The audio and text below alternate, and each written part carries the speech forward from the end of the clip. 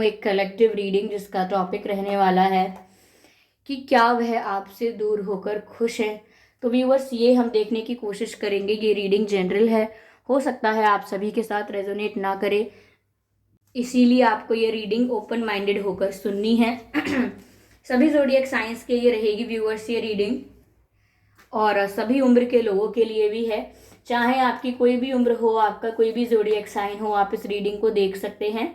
यह reading timeless है, यानी जब भी आप इस वीडियो तक पहुंचेंगे ये रीडिंग आपसे तभी रेजोनेट करेगी, फिर चाहे आप इस वीडियो तक कितने भी महीने, सालों या हफ्तों बाद क्यों ना पहुंचे हों।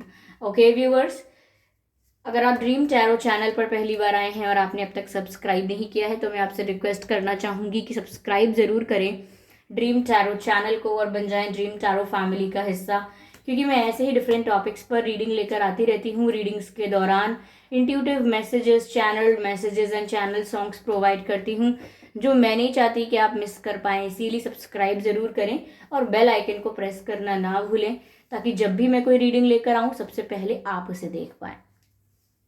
ओके व्यूअर्स, तो चलिए रीडिंग स्टार्ट करते हैं। देखते हैं यहाँ पे कि क्या आपसे दूर होकर वह खुश हैं। और अगर आप मुझे देखना चाहते हैं, मेरे साथ virtual face to face interaction करना चाहते हैं, तो आप मेरे न्यू यूट्यूब चैनल को सब्सक्राइब कर सकते हैं। हाँ, उस पर अभी उस न्यू यूट्यूब चैनल पर मैंने ज़्यादा कंटेंट प्रोवाइड नहीं किया है। कंटेंट अभी कुछ शॉर्ट्स हैं बस, तो आप ज़रूर देखें जाके, और जैसे ही मुझे टाइम मिलेगा मैं उस पर ज़्यादा कंटेंट अपलोड करना शुरू करूँगी। ओके, तो आप सब्सक्राइब कर सकते हैं मेरे न्यू यूट्यूब चैनल को, उसका लिंक डिस्क्रिप्शन में है और इंस्टाग्राम का लिंक भी डिस्क्रिप्शन में है। तो ओके, चलिए पहला कार्ड निकालते हैं और देखते हैं कि क्या आपसे दूर होकर वह खुश है। व्हील ऑफ फॉर्च्यून, पहला ही कार्ड व्हील ऑफ फॉर्च्यून का आया है। क्या आपसे दूर होकर वह खुश है?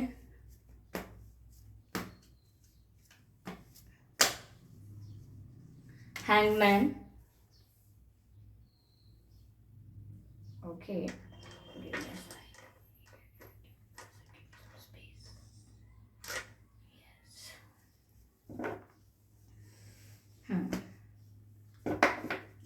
एक कार्ड और लेंगे हम।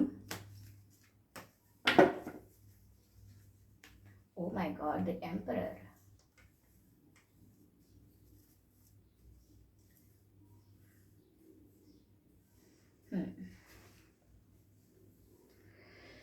व्यूअर्स, यहां पर मुझे ऐसा नजर आ रहा है कि वो खुश तो नहीं है, लेकिन प्रिटेंड कर रहे हैं कि वो खुश हैं। Like they are not happy in reality, but वो ऐसा शो जरूर कर रहे हैं कि वो खुश हैं।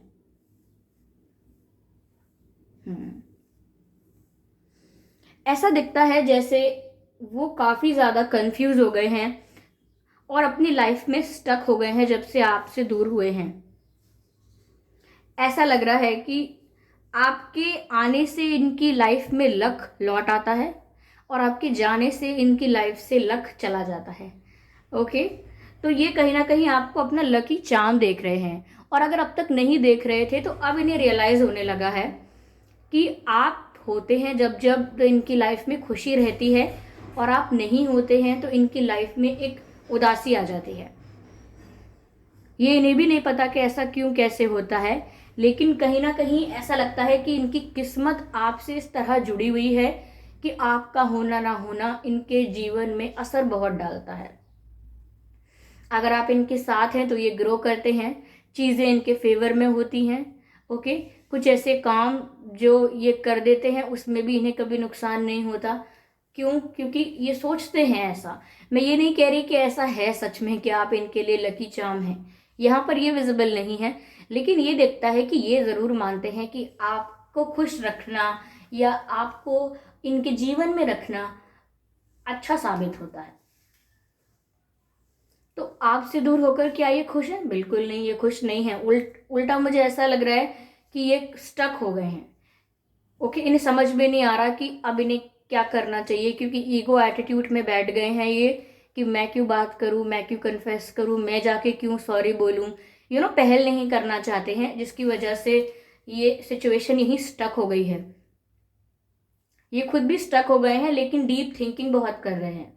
ये जो इंसान हैं ये अपना पूरा दिमाग चला रहे हैं, पूरा जोर देकर ये सोच रहे हैं कि ये ऐसा क्या करें कि आप ही इनके पास लौट कर आ जाओ।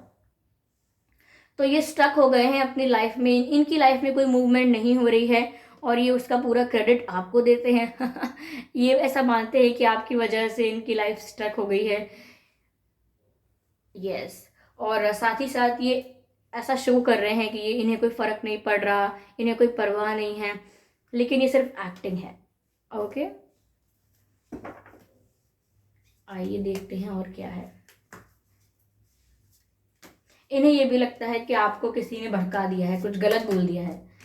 2 कार्ड्स हैं, आई विल टेक 1 कार्ड।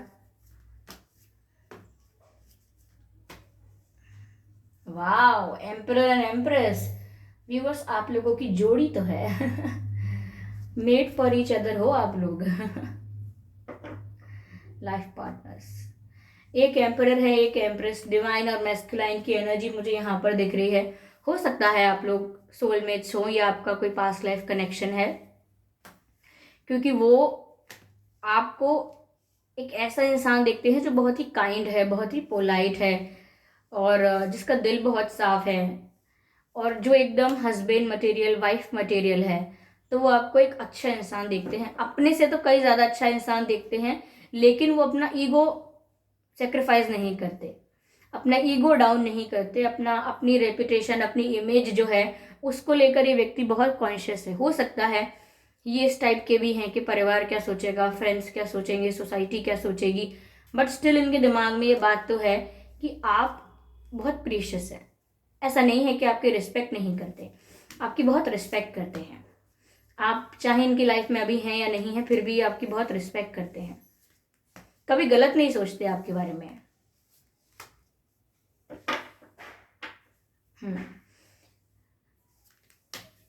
तो व्यूअर्स, आपके जाने के बाद ये स्टक हो गए हैं। हाँ, ये सिर्फ सोचते रहते हैं, ये सोचते हैं कि इन्हें आगे करना क्या है, लेकिन उसका इन्हें कभी जवाब नहीं मिला कि आगे करना क्या है। ये हमेशा एक्शन लेने के बारे में सोचते हैं, लेकिन एक्शन लेते नहीं हैं। आपका ऑरा ऐसा है व्यूअर्स, आपकी पर्सनैलिटी ऐसी है कि वो रेजिस्ट नहीं कर पाते। उनका मन तो कर जाता है कि वो आपसे बात करें, आपको कॉल करें, बट एक उनका ईगो या उनका, मैं कहूँ, उनकी इमेज कॉन्शियस वाली जो थॉट प्रोसेस है, वही उनको रोक लेती है।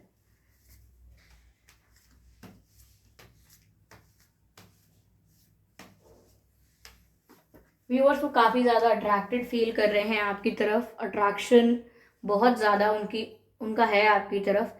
काफ़ी गुड लुकिंग देखते हैं आपको, काफ़ी हॉट, सेक्सी और एक फुल पैकेज देखते हैं जो होमली वाइब देता है, जो काइंड है, जो वाइफ और हस्बैंड मटेरियल है, मैरिज मटेरियल है, और जो इतना अट्रैक्टिव है, इतना गुड लुकिंग है। तो वो आपको कुछ कम नहीं समझते हैं, they respect you a lot, but सबसे ज़्यादा अपने बारे में सोचते हैं। इसीलिए अब तक सॉरी बोलने नहीं आए हैं या बात करने नहीं आए हैं। अगर आप भी बात करते हैं तो कहीं ना कहीं वो आपको ज़्यादा अच्छा रेस्पॉन्स नहीं देते हैं, ऐसा मुझे यहाँ दिख रहा है। वाई? क्योंकि व्यूअर्स, वो आपको अच्छा रेस्पॉन्स इसीलिए नहीं देते हैं क्योंकि उसमें भी वो ये सोचते हैं कि पहली बात तो ये कि आप गए क्यों, या फिर ऐसा सोचते हैं कि आप इन्हें बाद में छोड़कर चले जाएंगे, क्योंकि इनके दिमाग में ये है कि आप इनको छोड़ के जा सकते हैं। ये आप कॉन्फिडेंट नहीं है इस चीज़ को लेकर कि आप इन्हें छोड़कर जाओगे नहीं। इन्हें ऐसा लगता है कि इनका जैसा बिहेवियर है, ये ज़्यादा एफर्ट्स नहीं लेते, ज़्यादा कोशिशें नहीं करते, तो फिर आप रुकोगे क्यों, आप इन्हें छोड़कर चले जाओगे, ऐसा ये सोचते हैं। और कहीं ना कहीं जब से ये आपसे दूर हुए हैं, इनको ये भी डर सता रहा है कि कहीं आपने मूव ऑन तो नहीं कर लिया, क्योंकि यहाँ पर 8 ऑफ कप्स का कार्ड बताता है कि कोई मूव ऑन करने की या लेट गो करने की एनर्जी है। तो कहीं कहीं ना कहीं ऐसा ना हो जाए कि आप इन्हें भूलने की कोशिश कर रहे हैं या इन्हें अपने दिमाग से निकाल रहे हैं,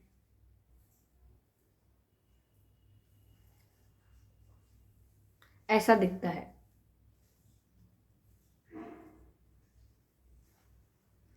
हम्म। तो ये व्यूअर्स ऐसा ही सोच रहे हैं कि कहीं आप मूव ऑन कर रहे हो, बट वो आपके साथ रिश्ता ख़त्म नहीं करना चाहते। वो आप पे इंटरेस्टेड हैं, अब भी इंटरेस्टेड हैं, क्योंकि वो अब भी आपको एज अ वाइफ मटेरियल देख रहे हैं, अब भी आपकी तरफ अट्रैक्शन वही है। ठीक है, मैं दूसरे डेक से कार्ड्स लेती हूँ।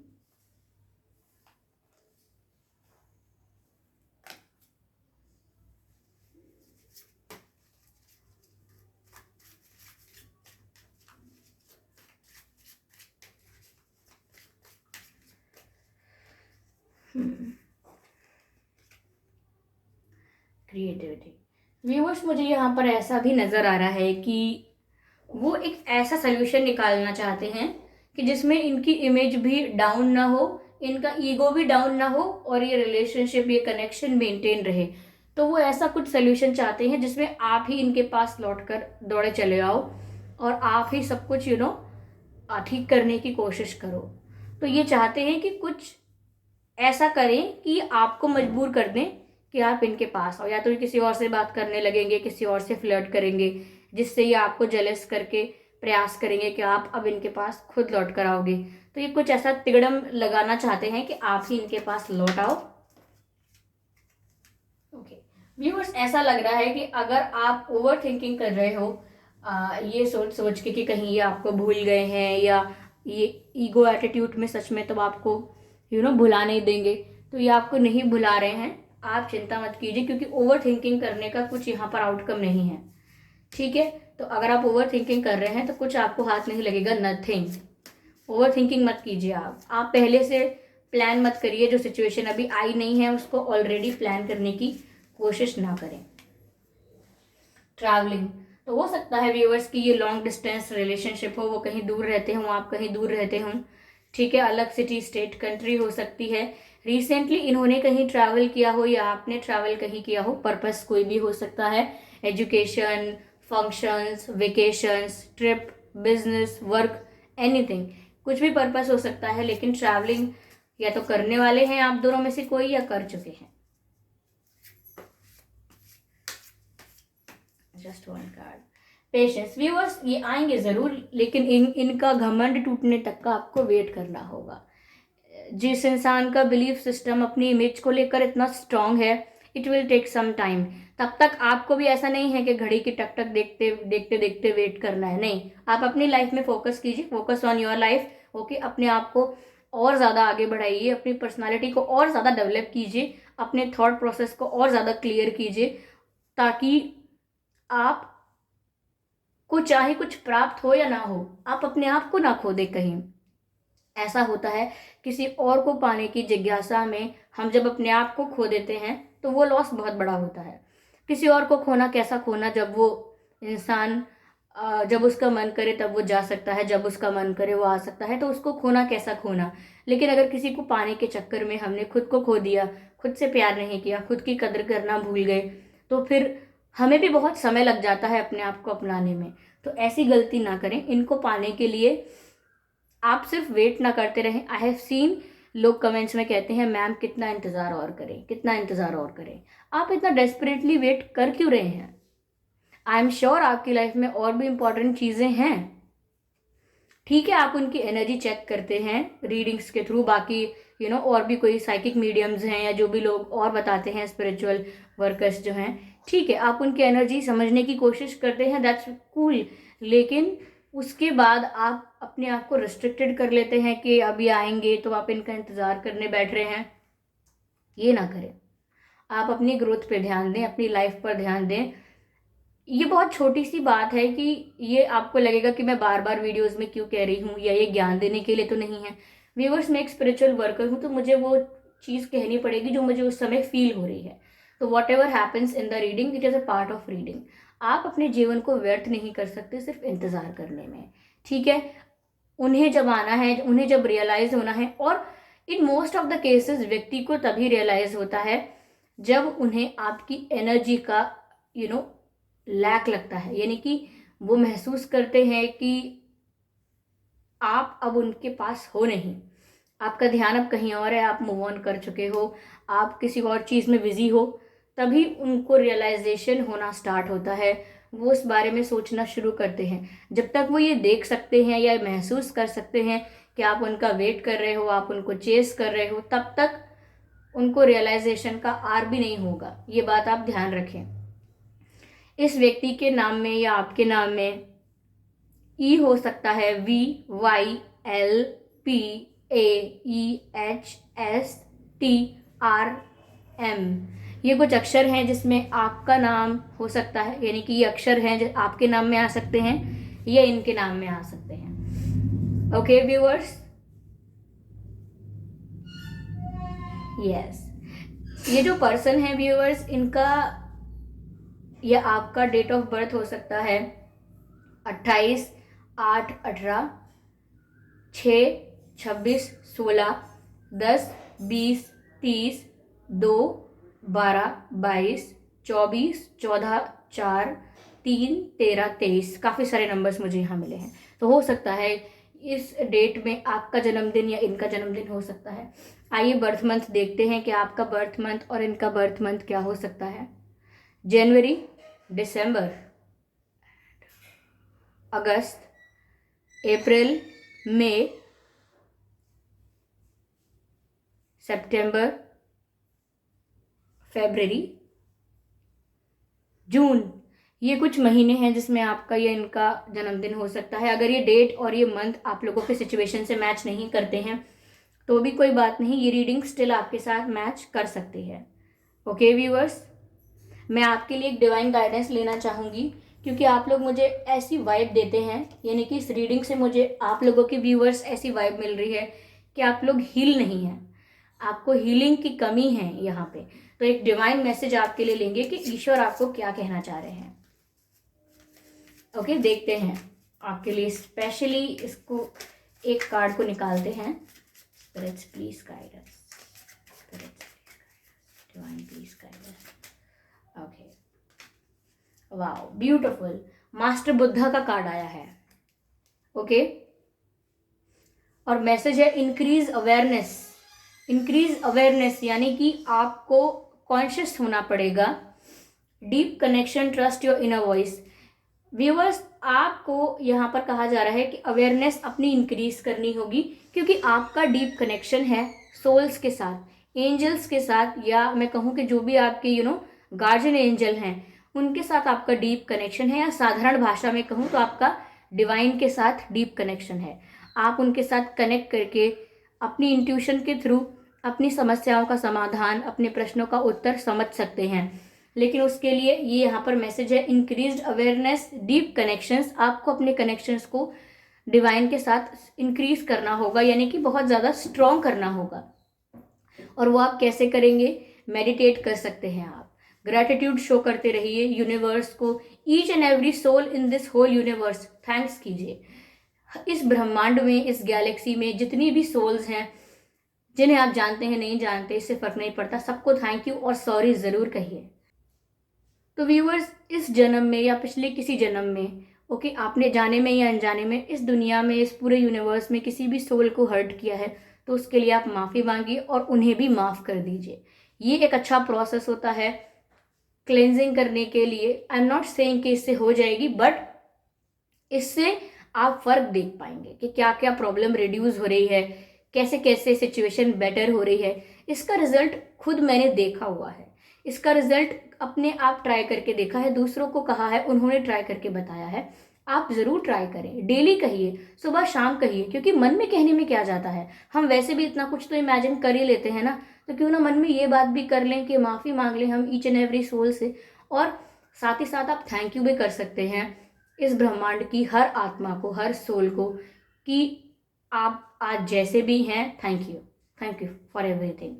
इससे आपका कनेक्शन स्ट्रांग होता है यूनिवर्स के साथ, क्योंकि आप यूनिवर्स में हो रही हर चीज़ से अपने आप को जोड़ लेते हैं।